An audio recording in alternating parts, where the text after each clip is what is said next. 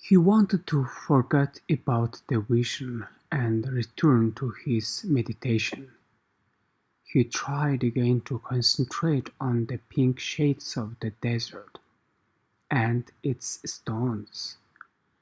But there was something there in his heart that wouldn't allow him to do so.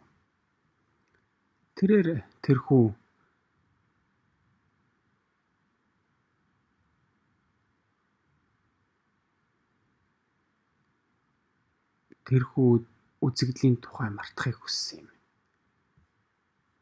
Бясалгалдаа буцан орохыг хүссэн юм. Тэрээр цөлийн ягаан хэлбэр бүхий өнгө түүний чулуунууд дээр анхаарлаа дахин хандуулахыг хичээсэн юм. Гэвч түүний зүрх сэтгэлд тэгүүлэхгүй байгаа ямар нэгэн зүйл байсан юм. Always heed the omens, old Kim had said. The boy recalled what he had seen in the vision and sensed it was actually going to occur.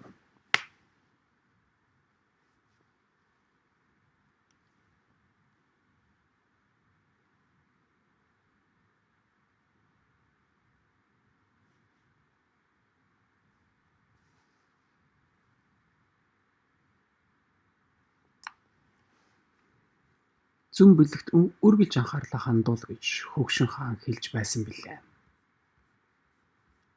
Хөвөн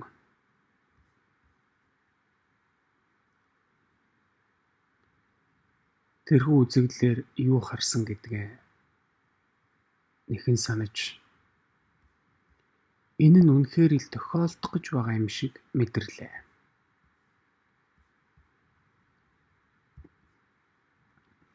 He rose and made his way back toward the palm trees.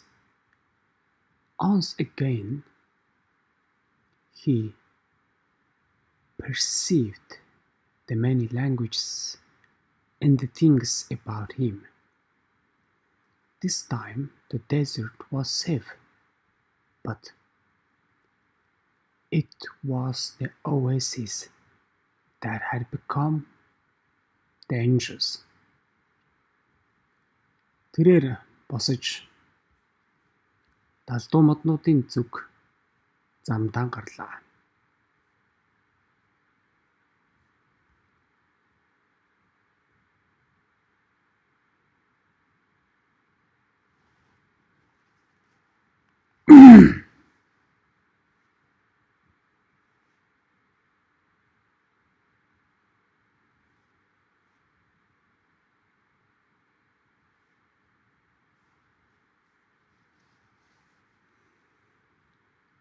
Тэрээр ахин нэг удаа түүний тухай зүйлс дондох олон хэлийг ухамсарлаж ойлгосон юм.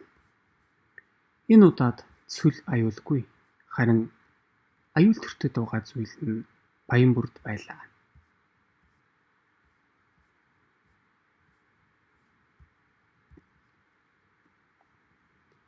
The camel driver was seated at the base of the palm tree, observing the sunset.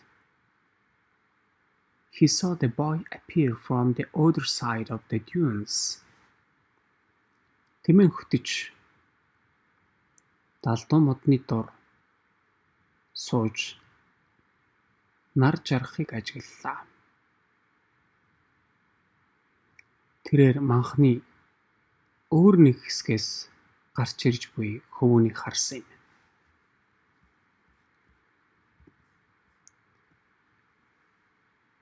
An army is coming, the boy said. I had a vision. The desert fills men's hearts with visions, the camel driver answered.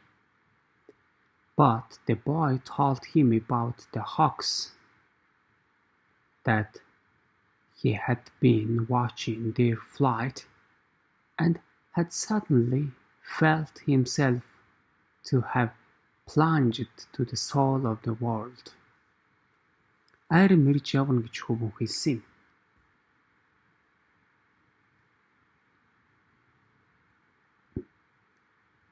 Надад зүн байна. Цүл эрчүүдийн зүрх сэтгэлийг зүнгүүдээр дүүргдэг юм гэж Тэмээ хөтөж хариуллаа. Гэвч хөвөн түүнд шонхорнуудын тухай хэлсэн юм. Тэрээр тэдний нисхийг харж байтал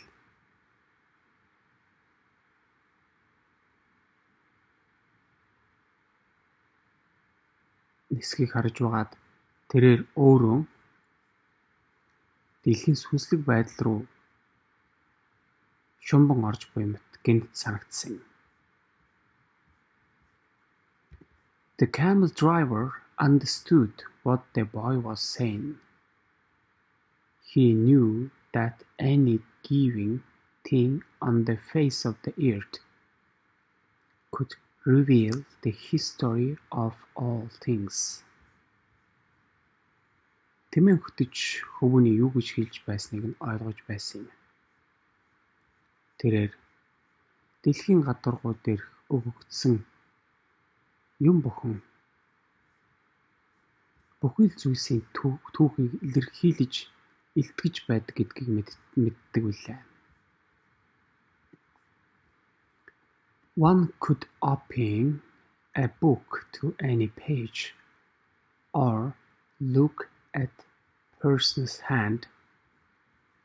One could turn a card or watch the flight of the birds. Whatever the thing observed, one could find a connection with experience of the movement.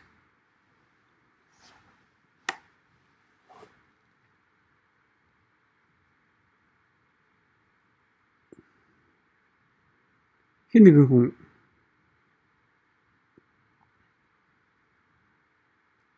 номын аль нэг хуудсыг нээж болно. Эсвэл хэн нэгний алгыг харж болно. Эсвэл хэн нэгэн тэр нэгэн хүн хүзэр эргүүлж шувуудын нисхийг ажиглаж болно.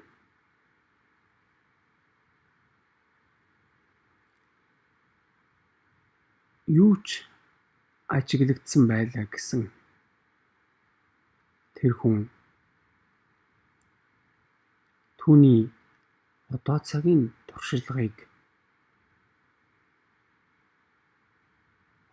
туршлагын холбоосыг олж чадж байгаа юм. Actually, it wasn't that those things in themselves revealed anything at all.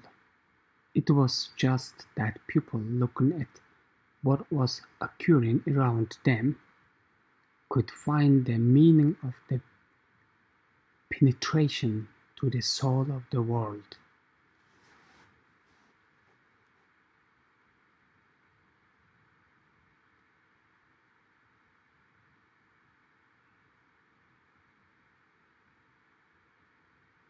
Яг үнэн хэрэгтээ энэ нь тэдгээр зүйлс өөрсдөө ямар нэгэн зүйлийг илэрхийлж байна гэсэн үг биш юм.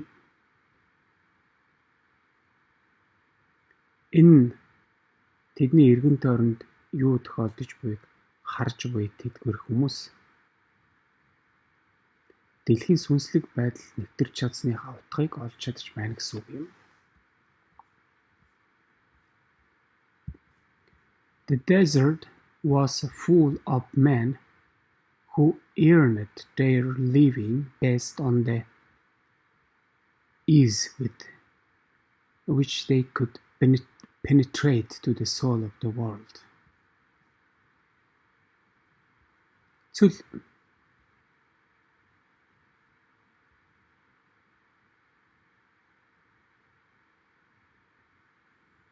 дэлхийн сүнслэг байдалд нэвтэрч чадсныхаа хэрээр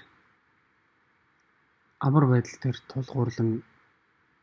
тулгуурлан амьдрах мөнгөө олдог эрчүүдээр дүүрэн байсан юм. They were known as the seers. They were held in fear by women and elderly.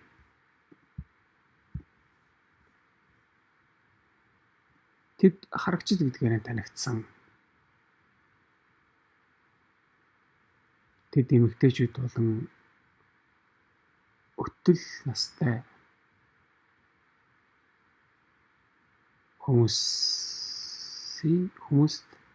хүмүүсийн айдасд байдаг. The tribesmen were also wary of consulting them because it would be impossible to be effective in battle if one knew that he was fated to die.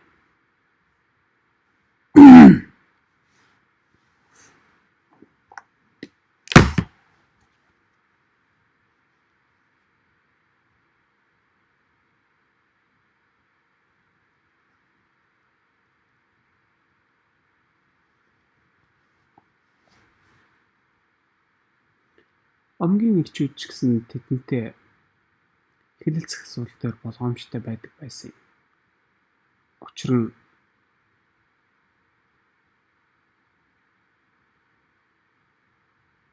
хэн нэг нь өөхөх тавилантай гэдгээ мэдчих юм бол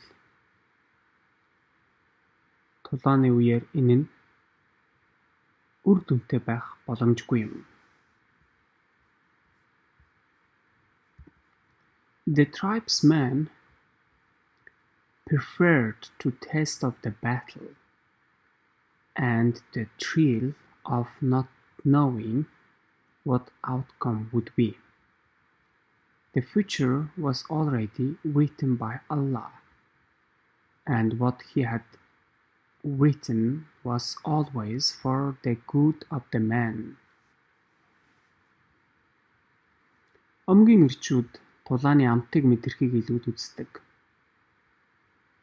Үр дүн нь юу вэ гэдгийг мэдэхгүй байхын багтлыг, баяр баясгалыг. Ирээдүй аль хэдийн аллахаар бичигдсэн. Түүний юу гэж бичсэн нь тэр хүний хувьд үргэлж сайн тавилан юм.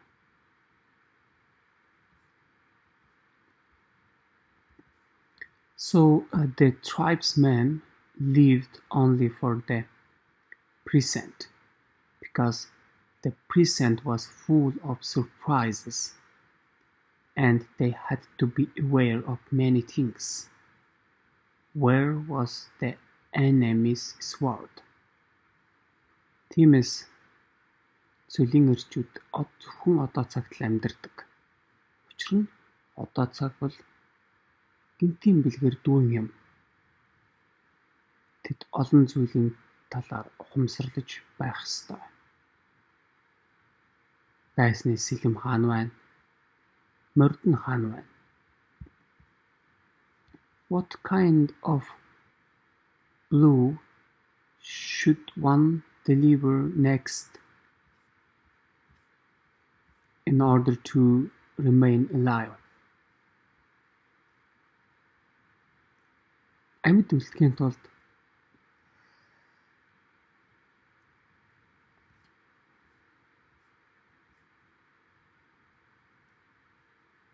ямар төрлийн зөвхөлтийг дараад нь өгөх бол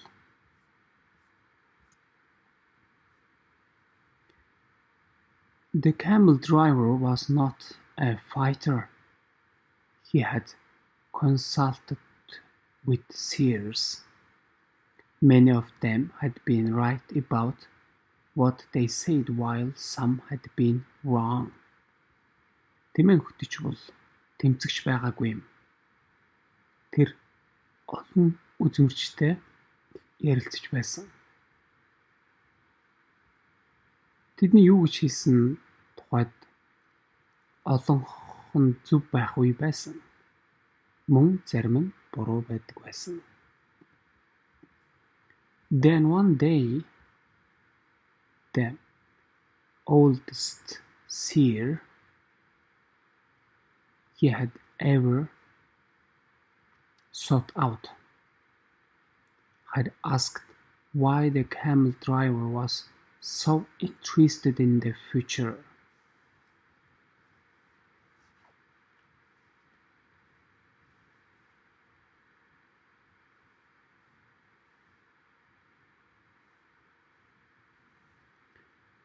Тэгээд нэгэн өдөр түүний хайж очсон үзмэрчдээс хамгийн хөгшин нь яагаад тэмээн хөтөж ирээдүйн тухай тэгж их сонирхож байгаа талаар асуусан юм.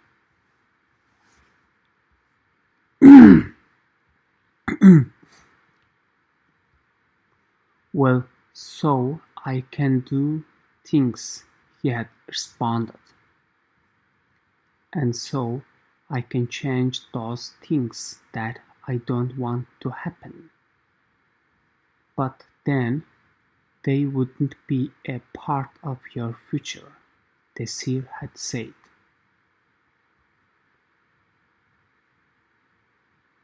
Би тэгээд зүйлсийг хийж чадахын тулд гэж тэрээр хариулсан юм.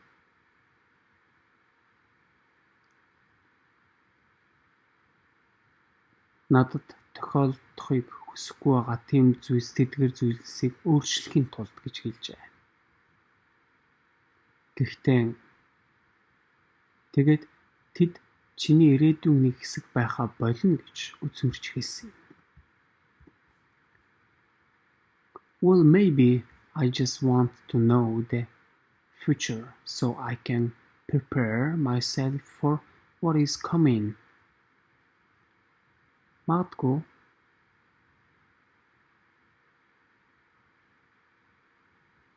би ирж байгаа зүйлд өөрийгөө бэлтгэлтэй байлгахын тулд ирээдүйн талаар мэдхийг хүсдэг байх. If good things are coming, they will be a pleasant surprise, said the seer.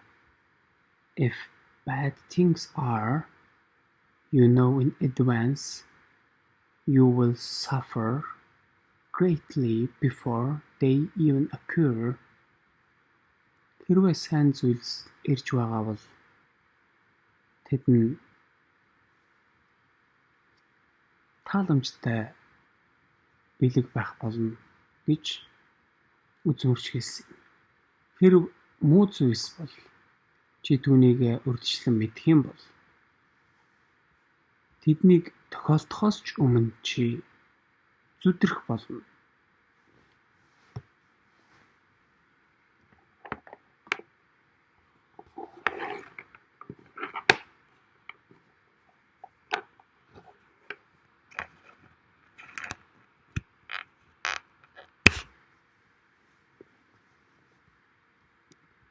I want to know about future because I'm a man, camel driver had said to the seer. Men always live their lives based on the future. Би эр хүн учраас ирээдүйн тухай мэдхийг хүсдэг гэж тэмээн хөтөж үзмэрчэд хэлсэн юм. Эрчүүд ирээдүйдээр тулгуурлаж амьдралынхаа тухай үргэлж ирээдүйдээр тулгуурлаж амьдрахыг үргэлж хүсдэг.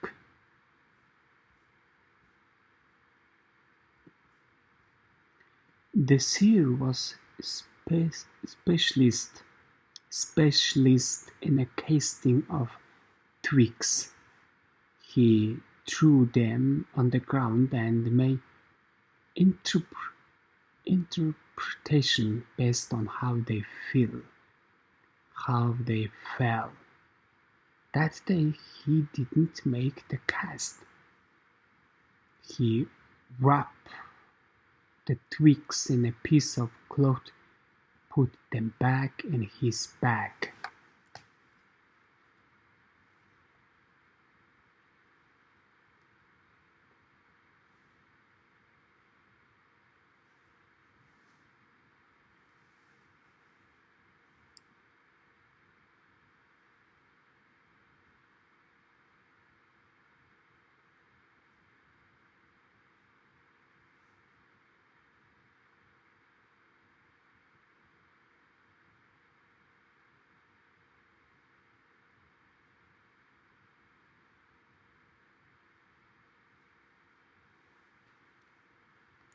Үзмэрч саваа шидэх чиглэлээр мэргэшсэн байсан юм. Тэрээр тэднийг газарт шидэж хэрхэн унсан дээр нь тулгуурлаж хэлмэрчилдэг байсан юм. Тэр өдөр тэрээр гэхдээ шидсэнгүй. Тэр хувцсны хэсэгт саваануудаа ороож тэднийг буцаан уутанд нь хийсэн юм.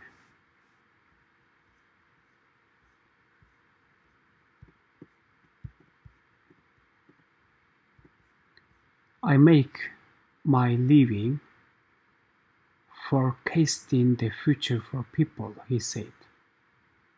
I know the science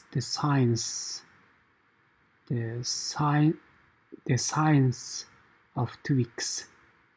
I know how to use them to penetrate to the place where all is written. There I can read the past, discover what has already been forgotten, and understand the omens that are here in the present.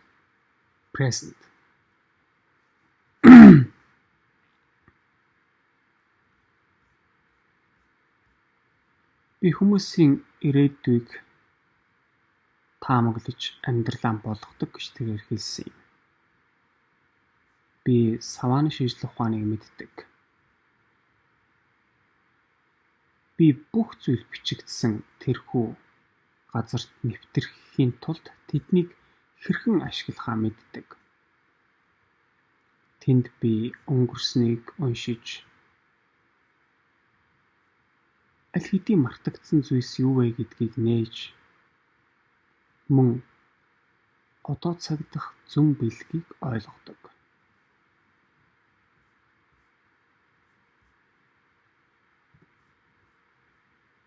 When people consult me, it is not that I'm reading the future. I'm guessing at the future.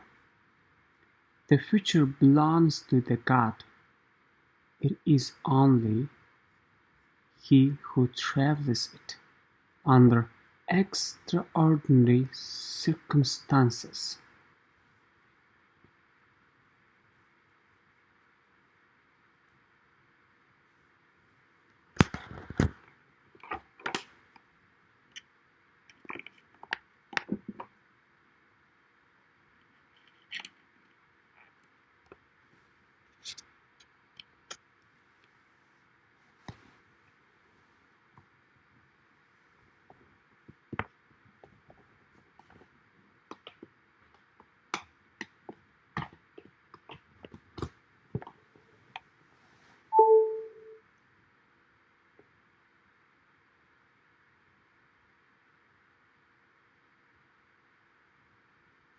Хүмүүс надтай зөвлөлдөх үед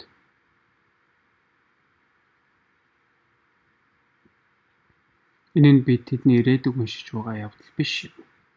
Би ирээдүйг тааварлаж буй юм. Ирээдүй Бурханд л харьяалагддаг.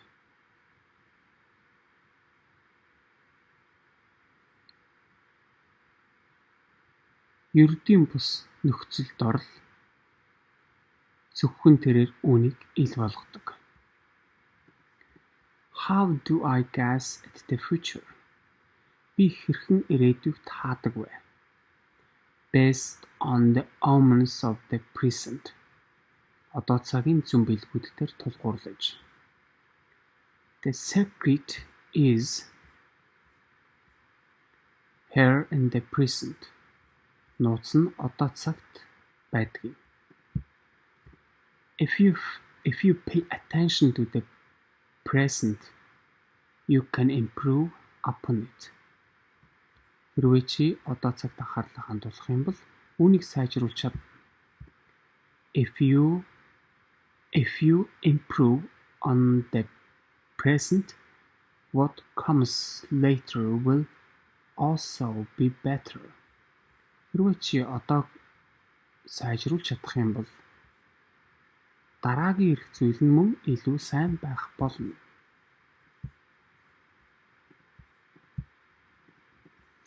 Forget about the future and live each day according to the teachings, confident that God loves his children. Each day in itself brings with it eternity. Ирээдүйн тухай март. Зааварчилгааг дагаж өдөр бүр амьдар. Бурхад чиний хүүхдүүдийг хайрладаг гэдэгт итгэлтэй бай. Өдөр бүр энэ нь өөрөө чамд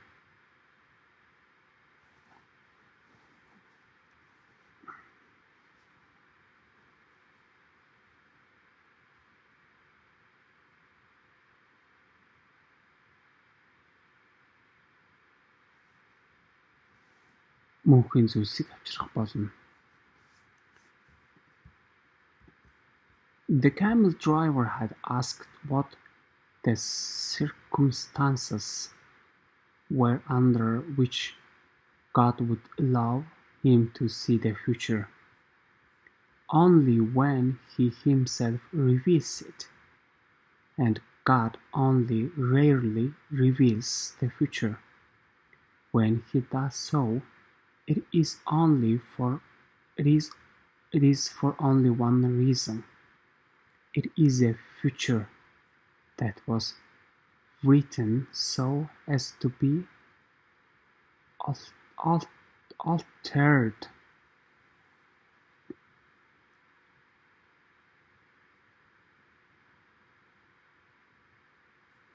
Тэмээн хөтөж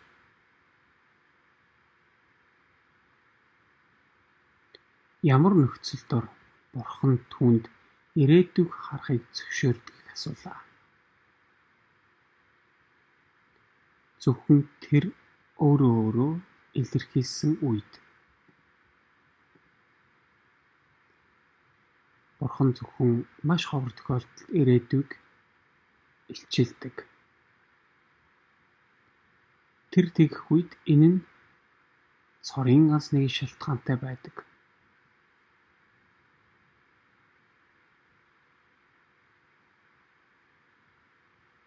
Энэ нь бичигдсэн ч гэсэн өөрчлөгдөх хэрэгтэй ирээдүй. The God had shown the boy a part of the future. A camel driver thought, why was that? He wanted the boy to serve as his instrument. Бурхан хөвөнд ирээдүйн нэгэн хэсгийг үзүүлжээ гэж тэмээн хөтөж бодлоо. Тэр түүний хэрэгсэл болгож хөвүүнийг түүнд үйлчлэхийг хүссэн учраас тийм байсан. Go and speak to the tribal chieftains, said the camel driver. Tell them about the armies that are approaching. They will laugh at me. Яваад омгийн ахлагч нартай ярилц гэж тэмээн хөтөж хэлсэн юм. Тэдэнд айрам ирж буй тухай хэл. Тэд намайг доглон инех болно. They are men of the desert, and the men of desert are used to dealing with omens. Well then, they probably already know. Тэд цөлийн ирчүүд зүн билгүүдтэй хэлэлцэж тассан байдаг. Тэгвэл тэд аль хэдийн мэдсэн байгаа. They are not concerned with that right now. They believe that if they have to know about something, Allah wants them to know. someone will tell them about it. It has happened many times before, but this time the person is you. Тэд яг одоогоор тэр тухайд санаагаа чилээгээгүй байгаа. Тэд хэрэв ямар нэг юмыг мэдэх ёстой бол Аллах тэдэнд мэдэгдэнэ гэж итгэдэг. Энэ тухайд тэдэнд хэн нэгэн хэлнэ гэж. Энэ нь өмнө нь олон удаа тохиолдож байсан. Гэхдээ энэ удаад тэр хүн нь чи. The boy thought about Fatima, and he decided he would go to see the chiefs of the tribes. Хөвгөн Фатимагийн тухай бодлоо. Тэгээд тэрээр омгийн ахлагч нартай уулзахаар явахаар шийдсэн юм.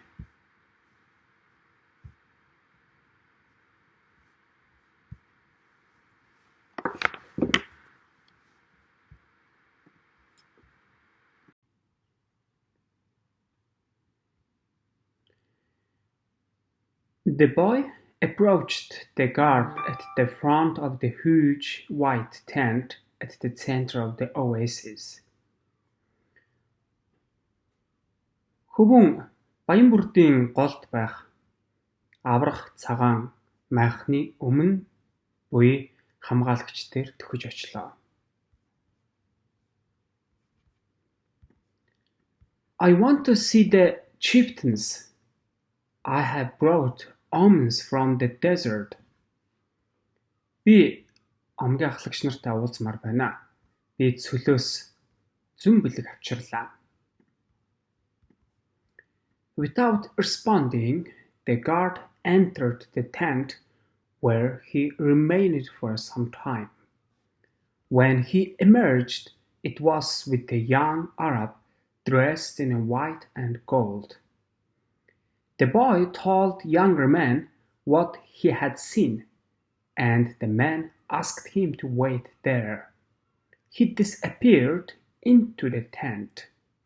Ямар нэгэн хариу үйлдэл үзүүлэлгүйгээр хамгаалагч майхан руу орж хэсэг зур байлаа. Тэрээр гарч ирэх үедээ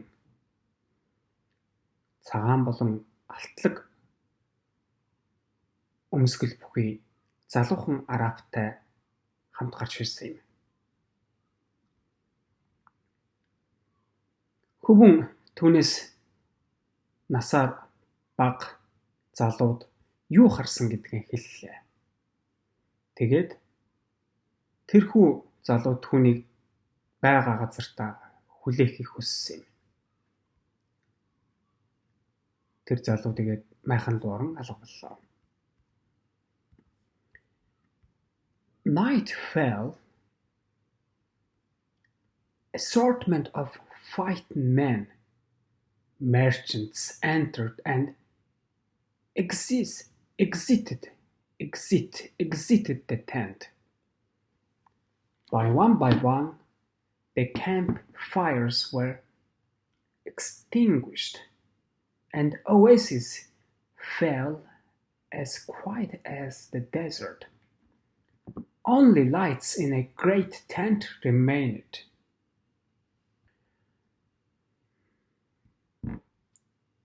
Байлдагчид, худалдаачид гээд янз бүрийн хүмүүс л майхан руу орж гарч байв. Харуй бүрий боллоо. Нэг нэгээрээ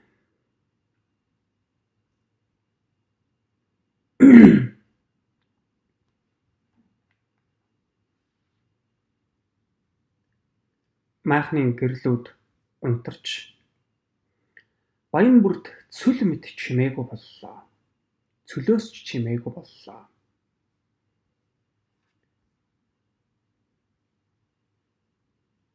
Тэр асар майхан дах гэрлэл зөвхөн асаалттай хэвээр үлдсэн юм.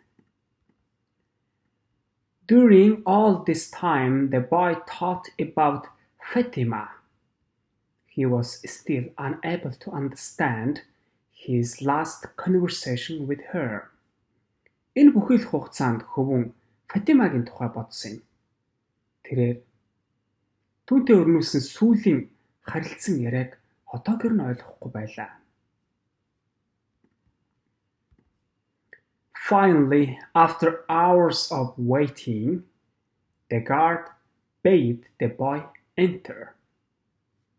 The boy was astonished by what he saw inside.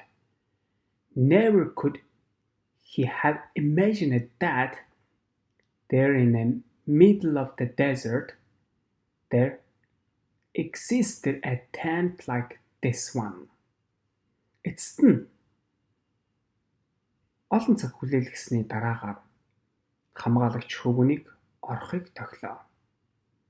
Хөвгөн дотор ороод харсан зүйлдээ үнэхээр гайхсан юм. Цөлийн дунд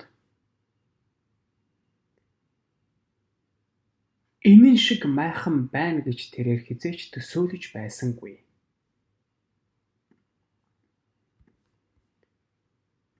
The ground was covered with the most beautiful carpets he had ever walked upon. From the top of the structure hung lamps of hand-wrought gold, each with lighted candle.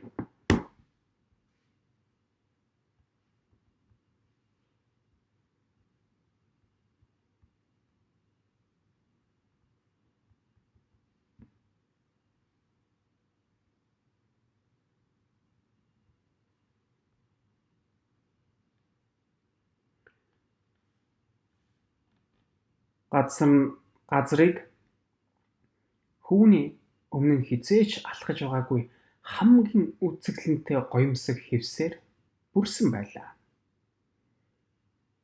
Майхны орой хэсгээс нэг бүрчлэн гэрэл лаасаасан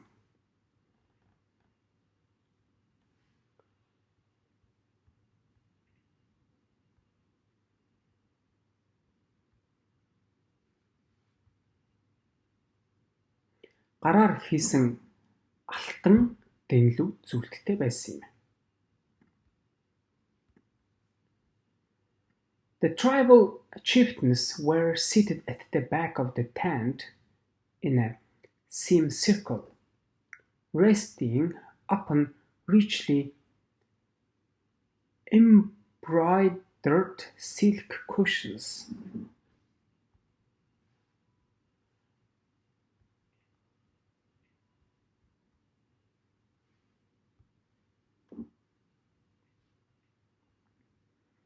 Омгийн ахлагч нар майхны арга хэсэгт хагас тойрог маягаар хадгамал торгон чамин хөшгөнүүдийг налан суусан байлаа. Servants came and went with silver trays laden with spice and tea.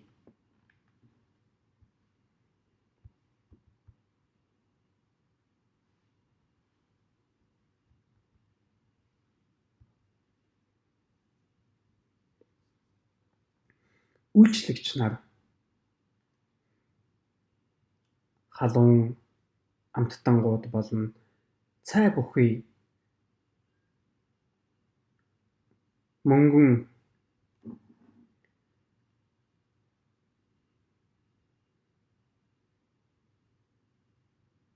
зөөврийн тавхтай ирж явж байлаа. Other servants maintained the fires in the hookahs.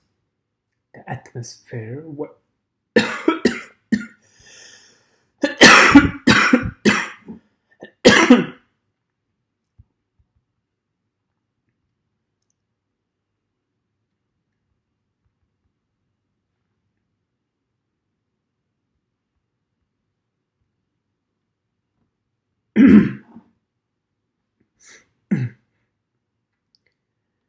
The other servants maintained the fires in the hookahs.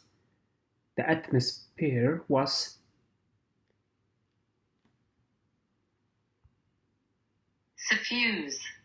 suffused with sweet scent of the smoke. Бусад үйлчлэгч нар хукаа тамхины галыг өрдөж байсан юм. Уур амьсгал тамхины амтад үнрээр дүүрсэн байна. There were 8 chieftains, but the boy could see immediately which of them was the most important. Arab, dressed in a white and gold, seated at the center of the semicircle. At his side was the young Arab the boy had spoken with earlier. Тэнд 8 омгийн ахлагч байсан юм. Гэвч хөвөн тэдний хэн нь хамгийн нөлөөтэй чухал бай гэдгийг хөтөр түргэн олж мэдсэн юм. Хагас тойрогны төвд сууж байгаа алтан өмсгөл, алтан болон цагаан өмсгөл бүхий арабаар. Түүний хажууд хөвөнтэй өмнө нь ярилцаж байсан залуухан араб байлаа. Who is this stranger who speaks of the omens? Asked one of the chieftains, eyeing the boy. Хөвөнийг харж омгийн ахлагч нарын нэг нь зүм бүлгийн хэлээр ярьдаг энэ үл таних этгээд чинь үл таних хүн чинь хэн бэлээ гэж асуулаа.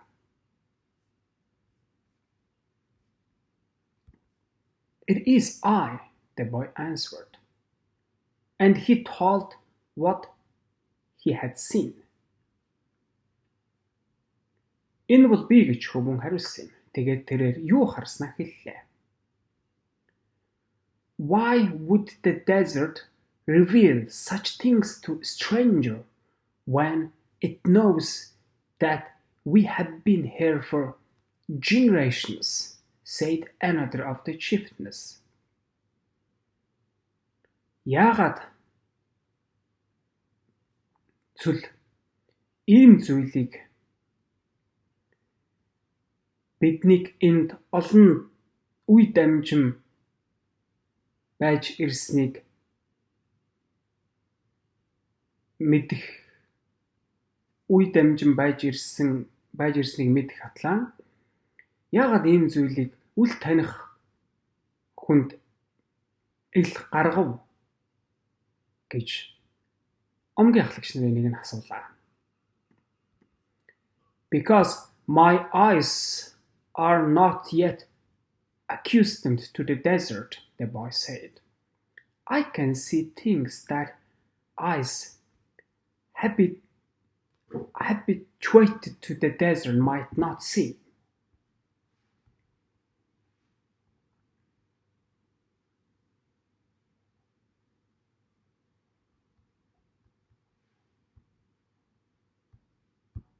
Habituate. Учир нь миний нүд цүлд хараахан дасан зохицоогүй байгаа гэж хөвөн хэлсэн юм. Би цүлд аль хэдийн дасчихсан нүднүүдийн харахгүй байгаа зүйлийг магадгүй харж чаддаг. And also because I know about the soul of the world, he thought to himself. Oasis is neutral ground. No one attacks Oasis, said third chieftain. Учир нь би дэлхийн сүнслэг байдлыг мэддэг гэж тэрээр өөрөө өөртөө бодсон юм. Баян бүрд бол төвийг сахисан газар. Хинч баян бүрд рүү халтдаггүй гэж 3 дахь Омгийн ахлагч хэллээ. I can only tell you what I saw. If you don't want to believe me, you don't have to do anything about it. Би зөвхөн юу харснаа л хэллээ. Хэрвээ та надад итгэхийг хүсэхгүй байгаа бол энэ талаар ямар нэг юм хийх шаардлага байхгүй. The man fell into animated discussion. They spoke in an Arabic dialect that the boy didn't understand, but when he made to leave, the guard told him to stay. Эрчүүд харилцан ярианд орлоо. Тэд хөвгний ойлгож чадахгүй араб хэлээр ярьж байсан юм. Гэхдээ хөвгнийг гарч явахаар оролдох үед хамгаалагч түүнийг байж байхыг хүссэн юм. The boy became fearful. The ominous told him that something was wrong. He regretted having spoken to the camel driver about what he had seen in the desert. Хөвөн айдас татлаа. Зүм билгүүд түүнд ямар нэгэн буруу зүйлийн тухай хэлсэн юм.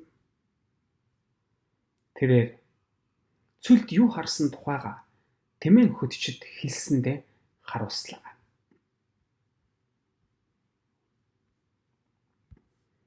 Suddenly, the elder at the center smiled almost imperceptibly, and the boy felt better. The man hadn't participated in the discussion. In fact, hadn't said a word up to that point. Suddenly, the elder at the center smiled almost imperceptibly. The boy felt better. The man hadn't participated in the discussion, in fact hadn't said a word up to that point. But the boy was already used to the language of the world. He could feel the vibrations of the peace throughout the tent. Now his intuition was that he had been right in coming. Гэнэт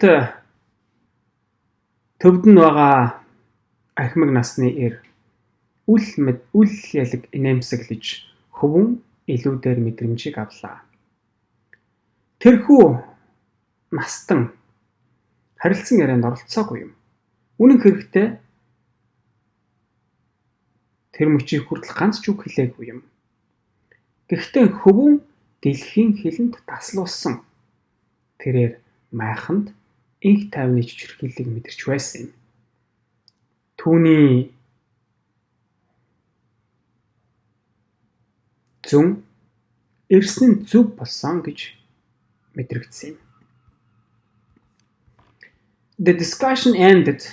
The chieftains were silent for a few moments as they listened to what the old man was saying. Then he turned to the boy. This time his expression was cold and distant. Харилцан яриа өндөрсөн. Омгийн ахлагч нар хэсэг зур. Нөгөөх өвгөний юу гэж хэлж байгааг сонсон чимээгүй болсон юм. Тэгээд тэрээр хөвөн рүү эргэж энэ удаад түүний илэрхийлэл нь хүйтэн мөн хол юм байлаа. 2000 years ago, in a distant land, man who believed in dreams was thrown into dungeon, then sold as a slave, the old man said, now in the dialect that the boy understood.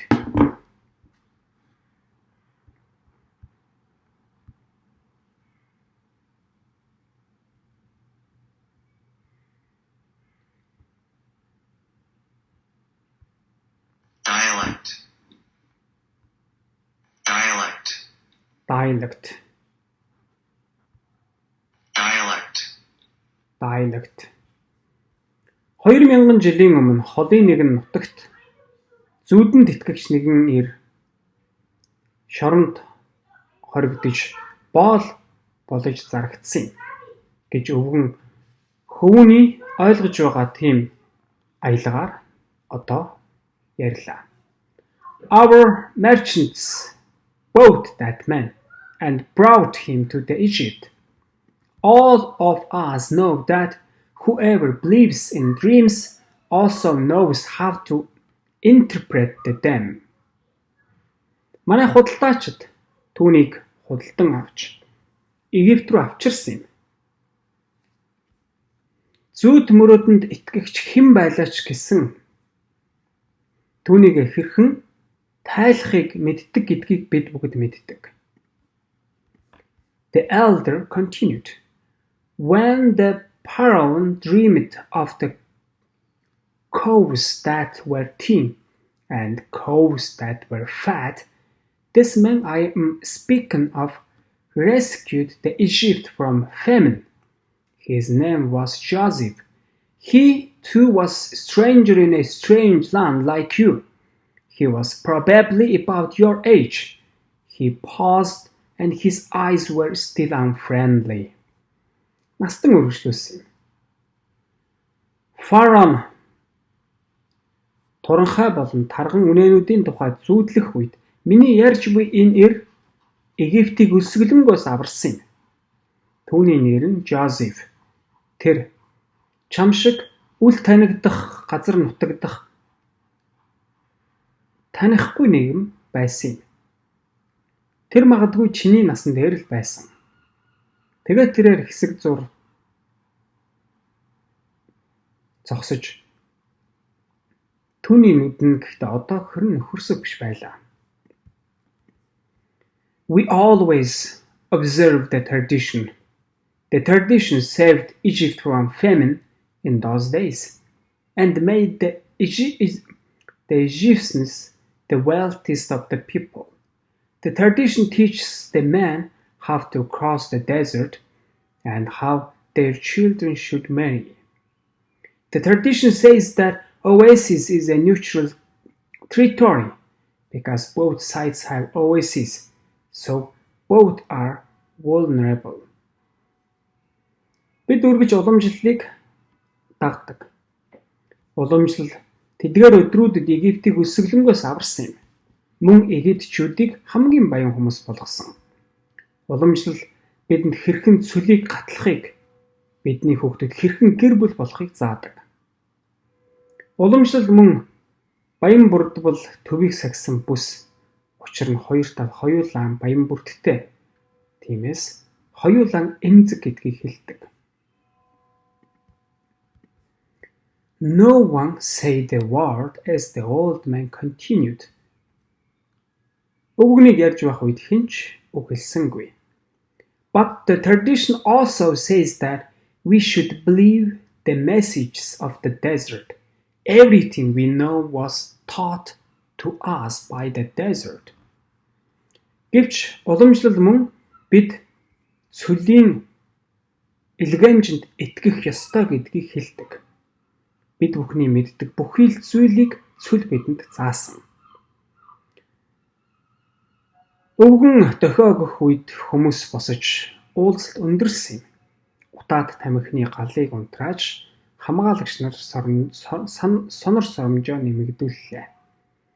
Хөвгөн явхад бэлэн болсон байлаа. Гэвч өвгөн ахин ирсэн юм. Tomorrow we are going to break. Break.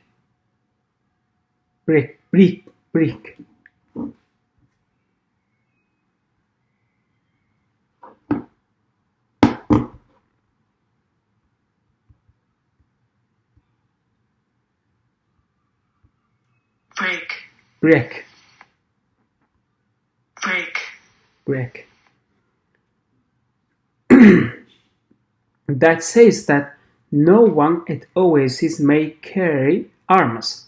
Throughout the entire day, We will be on the lookout for our enemies. When the sun sets, the men will once again surrender their arms to me. For every 10 dead men among our enemies, you will receive a piece of gold. Маргааш бид баян бүрдэд хинч зэр зэвсэг авч явахгүй гэх гэрээг зөрчинө. Өдрийн турш бид нар дайснаа харуултана. Нар жаргах үед эрчүүд надад бүх зэвсгээ хураалгана. Манай дайснуудын зэргийн амиа алдсан 10 хүн тутмын нэгээр чи алт авах болно. But the arms cannot be drawn unless they also go into battle. Arms are capricious as the desert. If they are not used, the next time they might not function. If at least one of them hasn't been used by the end of the day tomorrow, one will be used on you.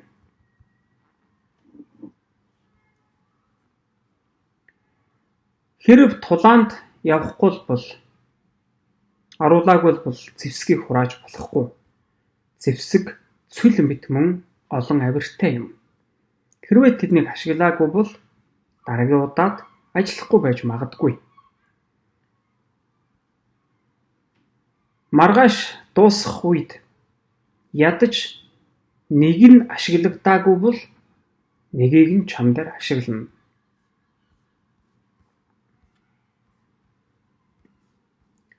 When the boy left the tent, the oasis was illuminated only by the light of the full moon. He was 20 minutes from his tent, began to make his way to there. Хүүнийг майхнаас гарч явах үед баян бүрд бүтэн сарны гэрэлт харагдана. Гэрэлтэн зөвхөн гэрэлтэн. Тэрээр майхнаасаа 20 минутын зайтай байлаа. Тийшээ явах замдаа орсон юм. He was alarmed by what had happened. He had succeeded in reaching through the soul of the world. Now the price for having done so might be his life.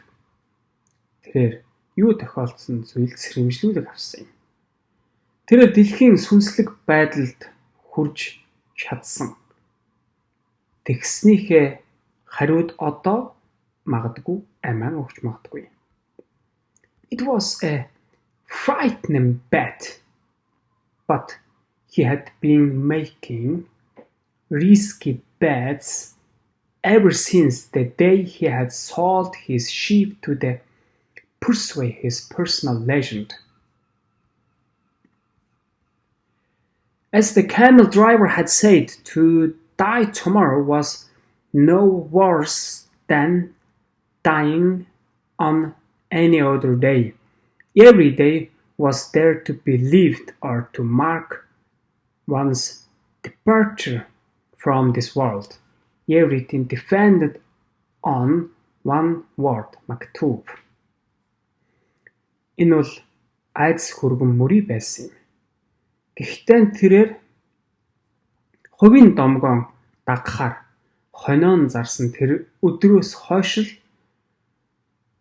эрсдэл бүхий мөрийг хийж яваа.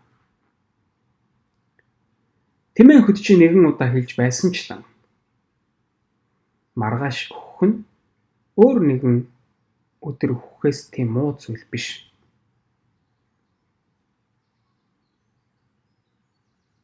Өдөр бүрл амьдрах эсвэл энэ дэлхийгээс хэн нэгний явахыг тэмдэглэдэг. Бүх зүйл нэг үгнээс л хамааралтай. Maktub. Walking along in the silence, he had no regrets.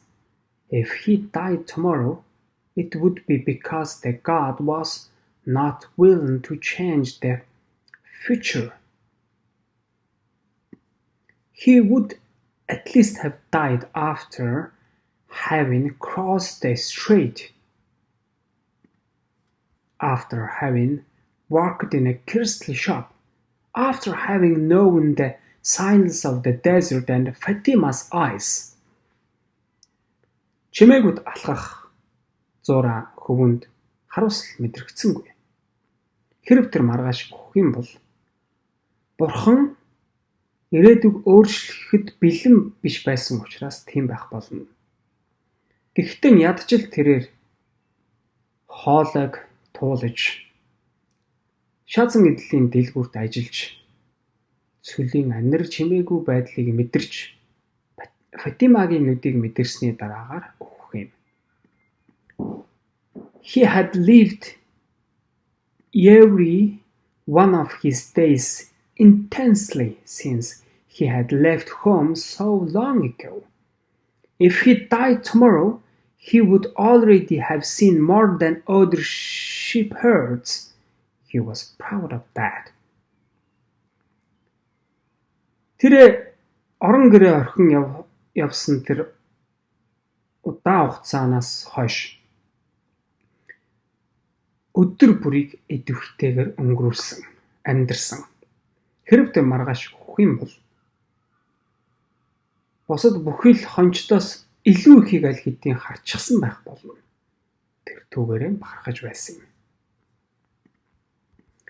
Suddenly, he heard a thundering sound. He was thrown to the ground by the wind, such as he had never known. The area was swirling in dust so intense that it hid the moon from the view.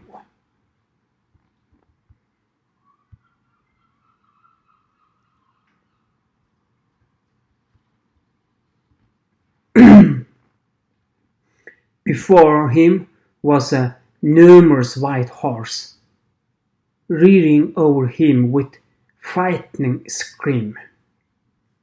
Гэнэт тэрээр нүргэлэх дуу чимээг сонссон юм. Хөвөн өмнө нь хизээч мэдэрч байгаагүй тийм хүчтэй салхинаар газарт шидэгдлээ.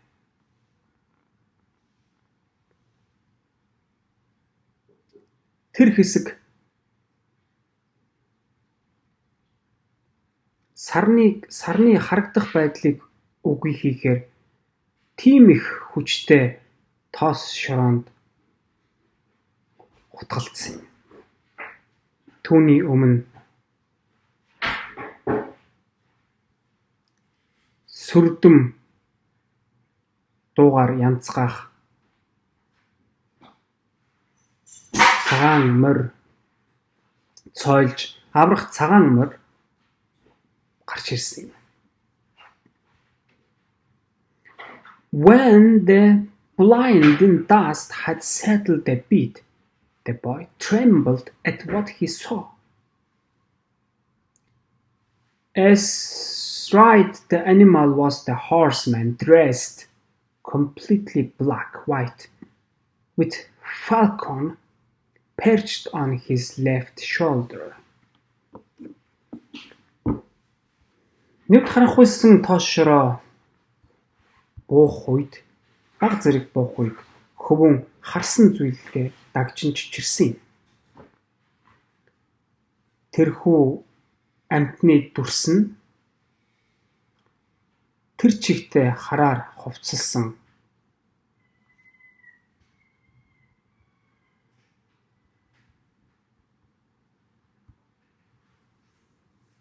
Мөрөн дээрээ харцаг суулгасан морьтон хүн байсан юм.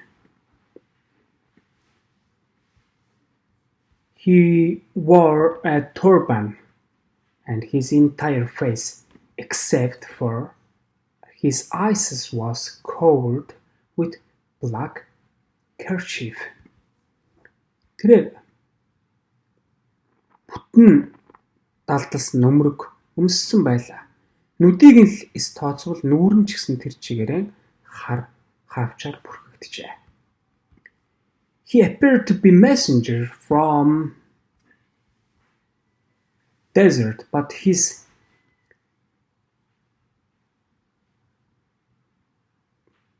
presence was much powerful than that of mere messenger. Тэр цөлийн мэдээ дамжуулагч мэт байсан юм.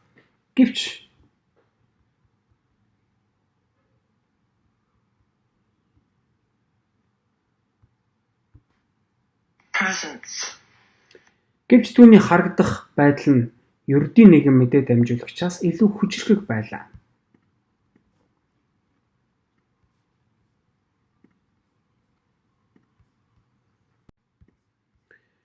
The strange horseman drew a enormous curved sword from scabbard mounted on his saddle.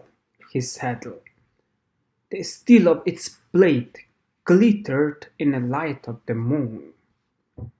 Хажирхалтай морьтон сандал дээрээ догсон хуйнаас цагирган хэлбэртэй аврах сэлэм татан гаргаж ирсэн юм. Тэрхүү сэлэмний төмөр элт нь сарны гэрэлд гялалцж байлаа. Who dares to read the meaning of the flight of the hawks? He demanded, so loudly that his words seemed to echo through the 50,000 palm trees of the Al-Fayoum. Шанхруудын нисэх утгыг нь хэн уншиж зүрхлөв гэж тэрээр. Al-Fayoum-ийн 50,000 далдуу модон дунд цуурайтах мэт санагдах үз тийм чангаар шаардж хэлсэн юм. It is I who dare to do so, said the boy. He was reminded of the image of the Santiago Matamoros, mounted on his white horse with the infidels beneath his hooves. This man looked exactly the same, except now that the roles were reversed.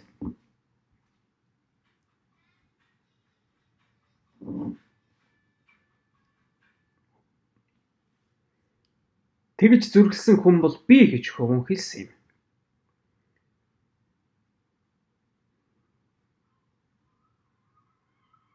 Энэ хүн морьтон ирнэ цагаан морин дээрээ мордож түүний туурайн дор нь буруу номтнууд буй Сантьяго Матаморсын зургийг санагдуулсан юм. Үүрэг рол нь эсэргээрээ байгааг тооцвол энэ нэр яг л ижилхэн харагдаж байлаа. It is I who dare to do so, he repeated, and he lowered his head to receive a blow from the sword. Many lives will be saved because I was able to see through to the soul of the world. Тэгээд зүрхэлсэн хүн бол би байна гэж тэрээр тавтан хэллээ. Тэгээд тэрээр сэлэмд завчуулах үүднээс толгоогоо бүхэлгсэн юм. Би дэлхийн сүнслэг байдалд нэвтрэн харж чадсан учраас олон амь аврагдах болно. The sword didn't fall. Instead, the stranger lowered it slowly until the point touched the boy's forehead. It drew a droplet of the blood. Сэлэм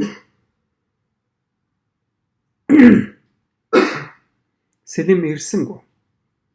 Үүний оронд үл танигдах сэлмээ удаанаар бол сэлмэн хөөний туханд үзүүр нь хүртэл удаанаар доошлуулсан юм.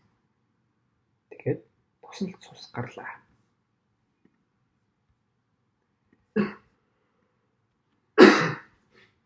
The horseman was completely immobile as the boy was the boy. It didn't even occur to the boy to flee. In his heart, he felt a strange sense of the joy. He was about to die in the pursuit of his personal legend and for Fatima. Мордон ямар ч хөдөлгөөнгүй байлаа. Хөвөн ч гэсэн. Хөвөнд зугтыг гэсэн ч ордлого төрсөнгүй. Тэр зүрх сэтгэлдээ Ервсын хачирхалтай баяр баясгалыг мэдэрч байсан юм. Тэрээр өөрийн хувийн домгоон биелүүлэхээр явж байхдаа мөн Фатимагийн төлөө өгөх гэж байлаа. The omens had been true after all. Here he was, face to face with his enemy. But there was no need to be concerned about dying. The soul of the world awaited him. He would soon be the part of it. Tomorrow, his enemy would also be a part of that soul. Энэ бүхний эцэст зүн бэлгүүд үнэн байсан. Тэрээр одоо энд дайсантайгаа нүр тулсан байна. Гэхдээ түүнд өөхөх талаар санаа зовох шаардлага байсангүй. Дэлхийн сүнслэг байдал түүнийг хүлээж байсан юм. Тэрээр утгагүй түүний нэг хэсэг болно. Маргааш түүний дайснууд мөн тэрхүү сүнслэг байдлын нэг хэсэг мөн болно. The stranger continued to hold the sword at the boy's forehead. Why did you read the flight of the birds? Үл тамхи тэгээд хөвөний туханд сэлмэн байрлуулсан хэвээр байлаа. Яагаад чи шонхруудын нисхийг, шувууны нисэлтийг уншив?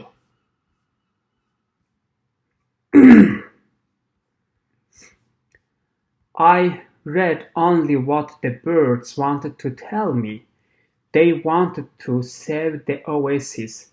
Tomorrow, all of you will die because there are more men at oasis than you have. Би зөвхөн шувуудын надад юу гэж хэлхийг хүсэж байсныг л уншсан. Тэд баян бүрдийг аврахыг хүссэн. Маргааш та бүгдээрээ өөхөх болно. Учир нь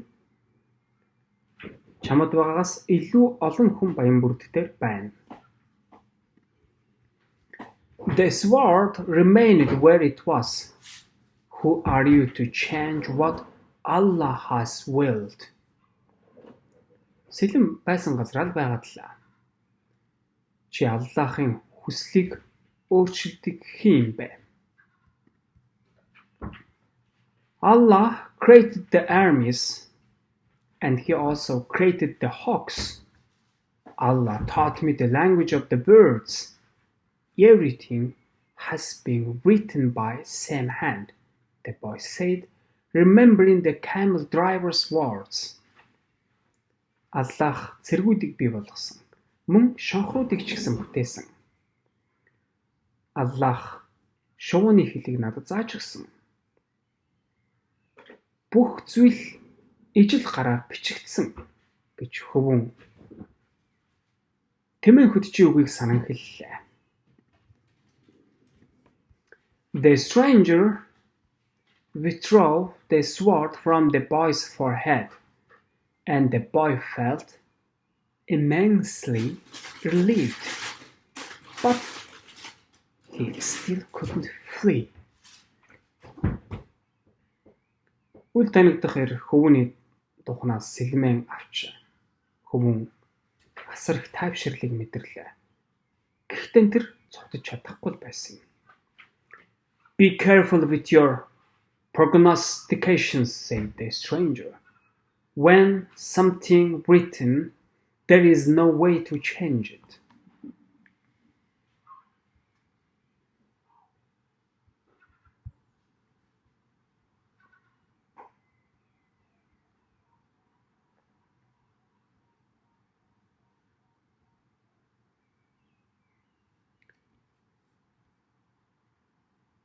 Зүм бэлэгт болгоомжтой бай гэж үл танигдах этгээд хэлсэн юм.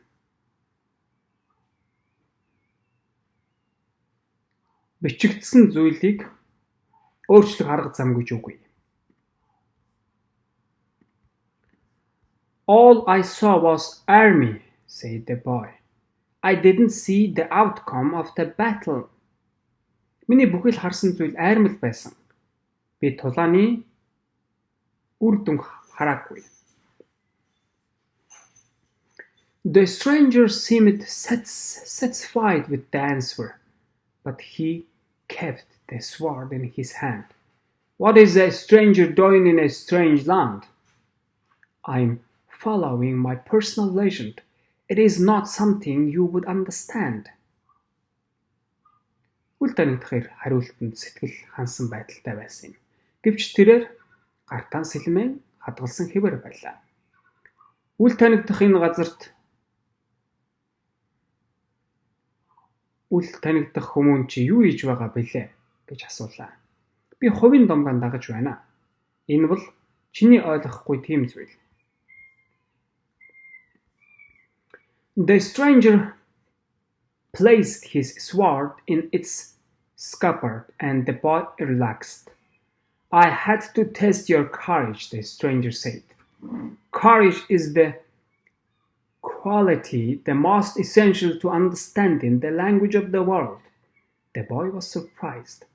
The stranger was speaking of the things that very few people knew about it. Үл танигдахаар сэлмэн хуйнд нь хийж хөвөн санаанаа марлаа. Би чиний зоригийг шалгах хэрэгтэй байсан юм а гэж тэрээр хэллээ. Зориг бол дэлхийн хэллийг ойлгоход хамгийн чухал шинж чанар юм. Хөвөн гайхлаа. Үл танигдах итгээд маш цөөхөн хүний мэддэг тийм зүйлийг ярьж байсан юм. You must not let up even after having come so far, he continued. You must love the desert but never trust it completely, because the desert tests all men. It challenges every step and kills those who become distracted. Чи энэ холд ирсний дараагаар ч гэсэн бууж өгөх ёсгүй гэж тэрээр үргэлжлүүллээ. Чи цөлийг хайрлах ёстой. Гэхдээ хизээч бүрэн итгэж болохгүй. Учир нь цөл бүх ирчүүдийг шалгадаг юм. Алхан бүрийг сорьдог юм. Сатаарсан тэдгэрийг хөнөөдөг юм. What he said was reminded the boy of the old king. Түүний хэлсэн зүйл нь хөвөнд өтөл хааныг санагдууллаа. If warriors come here and your head is still on your shoulders at sunset, come and find me, said the stranger. The same hand that had branched the sword now held the whip. The horse reared again and raising the cloud of the dust.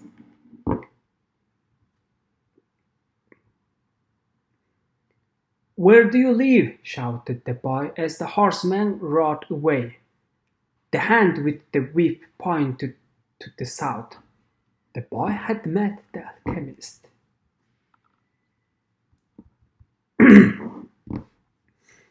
Хэрв